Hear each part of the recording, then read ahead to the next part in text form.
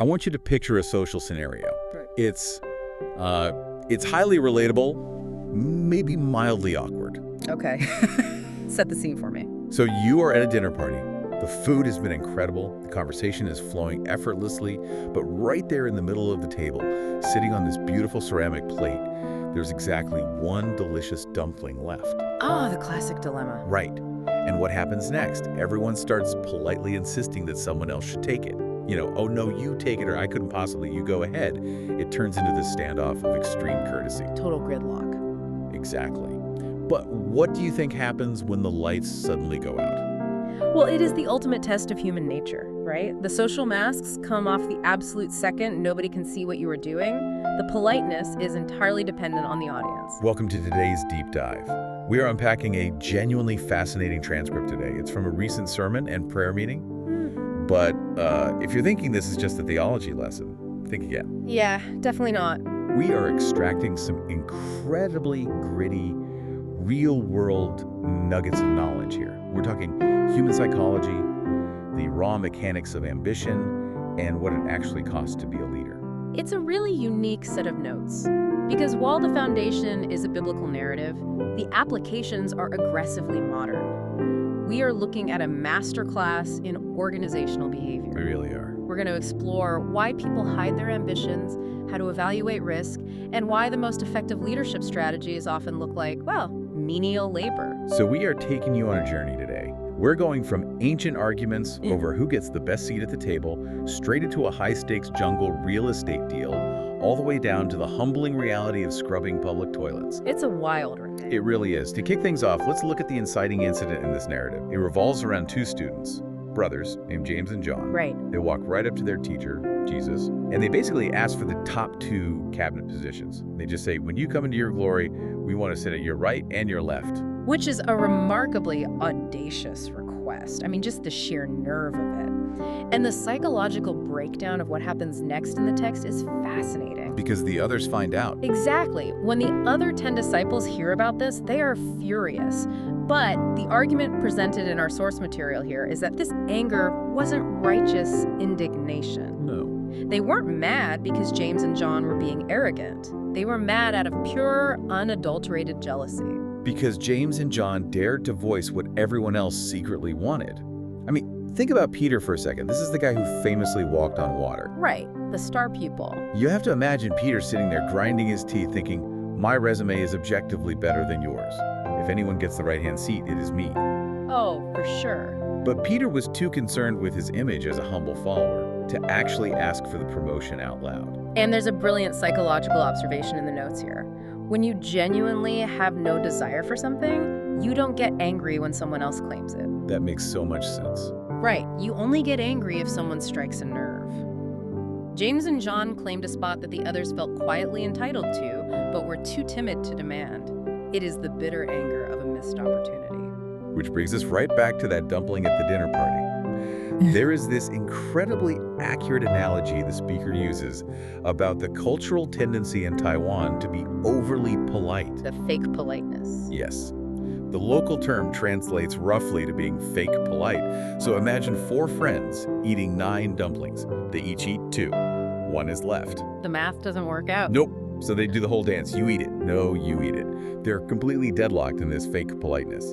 And then the power goes out for 3 seconds, the lights come back on, and all 4 pairs of chopsticks are violently stabbed into that last dumpling. It's such a hilarious image, but it perfectly captures the hidden nature of ambition. We often pretend we don't want the prize because we think refusing it makes us look virtuous. Yeah, we want to look good. But the desire is absolutely there. If given the opportunity, if the lights go out and the judgment disappear, we all want that top spot. The disciples were mad because James and John essentially stabbed their chopsticks into the dumpling while the lights were still on. They just went for it. They didn't wait for the cover of darkness. And there's another observation here that takes this out of the dining room and into the classroom, specifically looking at rural students who might lack confidence. This part was really insightful. A teacher asks an incredibly simple question, something like, what is 3 times 3? You have a student who knows with absolute certainty that the answer is 9. But what do? They only raise their hand halfway. The half-raised hand. It is such a revealing behavioral quirk. It really is. The student is hedging their bets. They are signaling, I think I know, but I'm not fully committing in case I'm wrong or in case people look at me. Right, the fear of judgment. But then you have another kid, a bolder kid, who shoots their hand straight up into the air immediately. And the kicker is, that bold kid might guess the answer is 8. They might be completely wrong. Exactly. They might be entirely wrong. But because they took the initiative, they snatched the opportunity to engage. They got the teacher's attention. I want you, the listener, to think about your own career right now. Think about your relationships or your personal goals. Are you half raising your hand? It's a tough question to ask yourself. Are you sitting in meetings waiting for the lights to go out so you can grab what you want without anyone judging you? The core takeaway here is the motto from the source.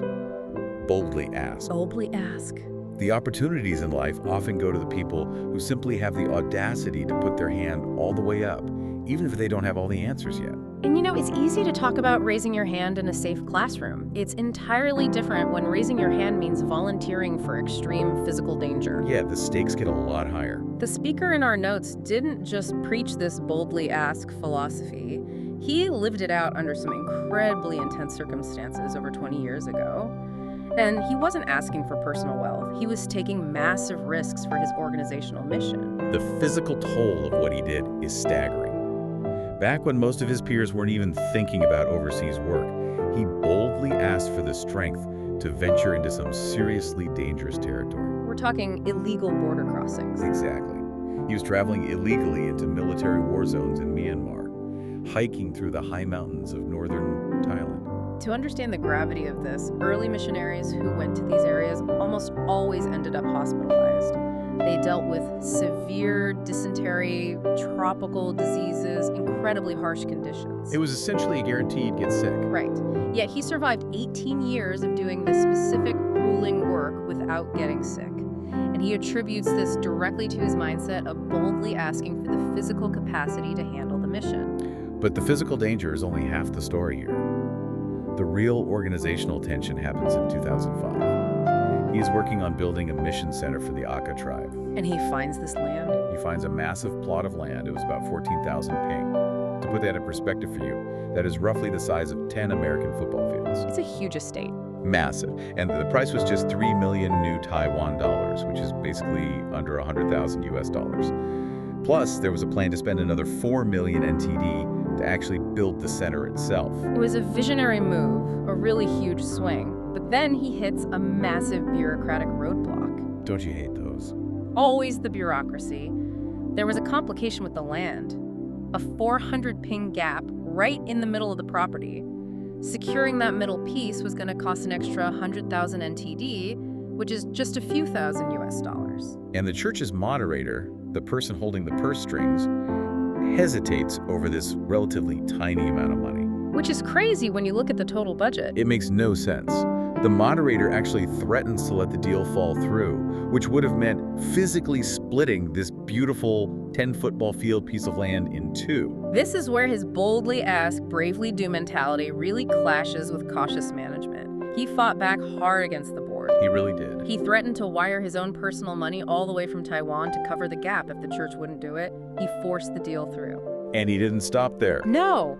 He even managed the logistics of bringing in Thai immigrant Taiwanese architects all the way from Bangkok, which is over 1,000 kilometers away, up to Chiang Rai, just to help design the project. Okay, I have to play devil's advocate here for a second because I'm struggling to square this. Go for it. On one hand, the premise here is about extreme humility and not fighting for the best seats. But then he is fiercely battling the church board, threatening to bypass them with his own money, and acting like a ruthless corporate CEO forcing a merger. It's aggressive. Isn't that the exact kind of ego-driven power play he was critiquing with James and John earlier? It definitely looks like a contradiction on the surface, absolutely, but the distinction lies in who he was fighting for. Okay, unpack that. James and John were fighting for personal glory, the seats next to the king. He wasn't fighting for a corner office, he was fighting for the mission.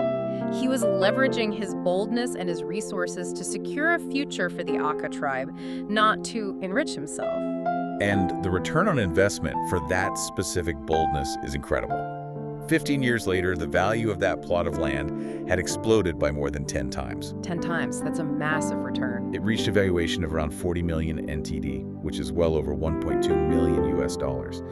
If he had let a $3,000 dispute derail the project, they would have lost out on an asset that could fund their mission for decades. The lesson for you as a listener is profound here. Having a bold vision isn't just about coming up with a grand idea on a whiteboard in a safe meeting room. Anyone can do that. Exactly. It requires the willingness to fight through petty bureaucracy, to put your own skin in the game, and to absorb immense personal discomfort to actually see it through. You cannot let the small organizational friction destroy the massive long-term visions. But just when you think you have this guy figured out, a bold, visionary leader pushing deals through, there's a massive plot twist in how he defines the end game of all this ambition. He takes the concept of asking boldly for greatness and completely inverts the definition of what greatness actually looks like in practice. He flips it upside down. He really does. The ultimate rule he establishes is this: whoever wants to be great must be a servant. If you want to be first, you have to be the slave of all. Which completely destroys the traditional corner office mentality. Let's look at his personal routine. For over 30 years, as the head of his organization, he didn't demand a chauffeur. No black cars. He didn't expense anything like that. He drove the church minivan himself. He would pick up his congregation, drive them to their destination, drop them off at the door even in the pouring rain, and then go park the van and walk back in the weather himself. It was only in the last 5 years that a church member, someone named Wen Chang, finally took over the driving duties. For 3 decades prior, the undisputed leader was the driver. It's hard to picture a modern CEO doing that. And the text makes clear this wasn't an act of false humility. There is a powerful metaphor used to explain this dynamic: the mother of a family of 5. Think about a mother with 5 kids. There's absolutely no doubt who the leader, the elder, and the authority figure is in that household. She runs the show. She commands the room. Yet, what is her day-to-day reality? She is the one changing the dirty diapers. She is picking up the laundry her kids toss on the floor. She is cooking the meals. Her acts of service do not reduce her to the status of a maid.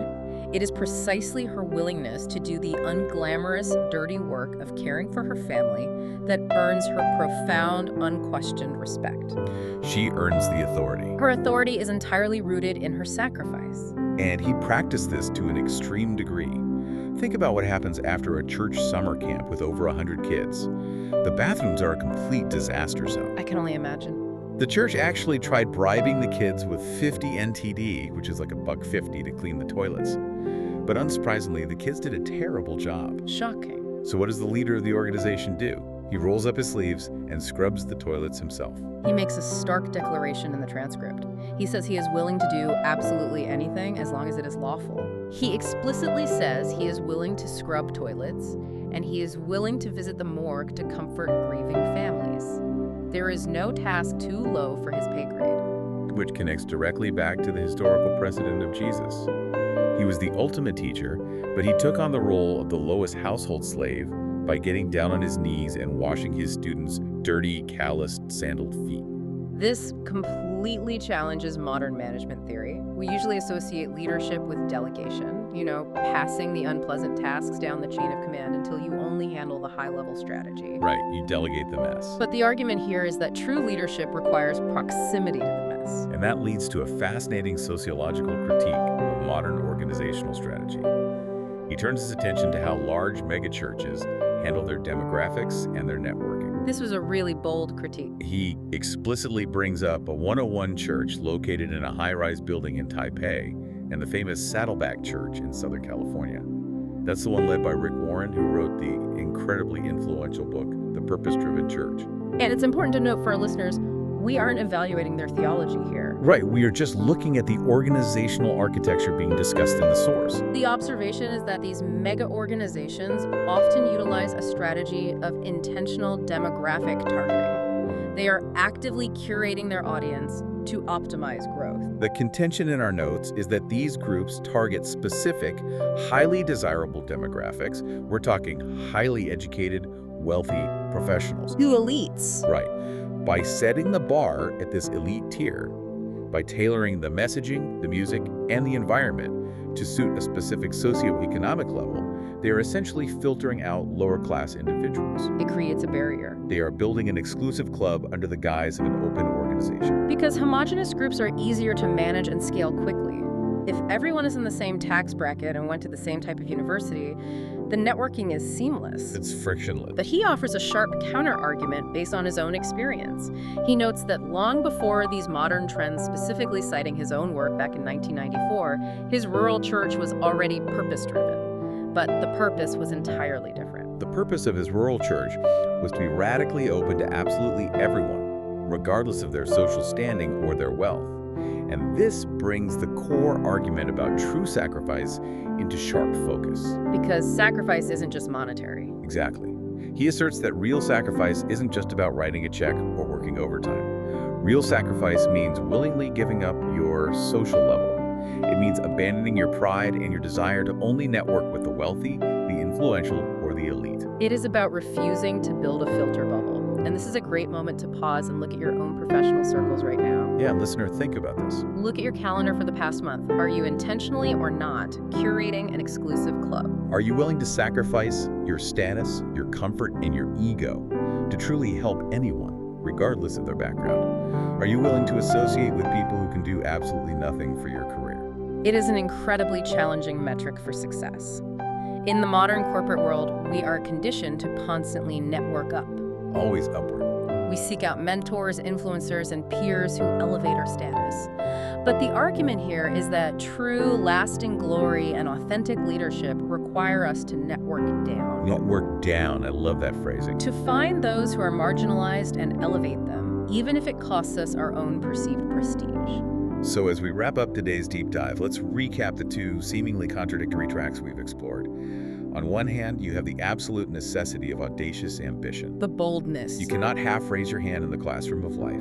You have to be willing to fight the board for that 14,000 ping plot of land, threaten the status quo, and boldly ask for the opportunity to do great things. But that audacious ambition must be perfectly counterbalanced by extreme ground-level humility. If you demand the top spot, you must be the first person willing to scrub the toilets when the summer camp kids fail to do it. You have to own the mess. True glory isn't about sitting on a comfortable throne being served by others.